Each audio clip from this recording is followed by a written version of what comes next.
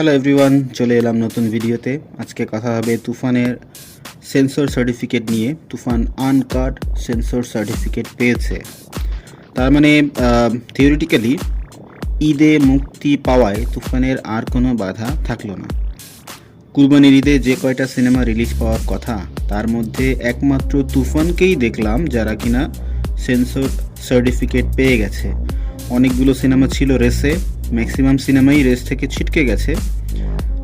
বাকি ছিল তুফান, তুফানও সার্টিফিকেট পেয়ে গেল। সো এখন মুক্তিতে আর কোনো বাধা নেই।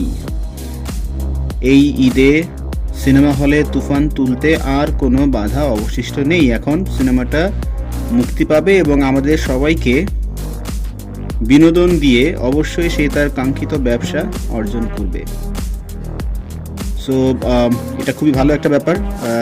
বহুল প্রতীক্ষিত তুফান সিনেমায় আমরা অ্যাকশন, রোমান্স, নাটকীয়তা সব কিছুই দেখতে পাবো, এরকমটাই আশা করে আছি। শাকিব খান তার ক্যারিয়ারের বেস্ট পারফরমেন্স এখানে দিবেন, আমরা সেটাই আশা করছি।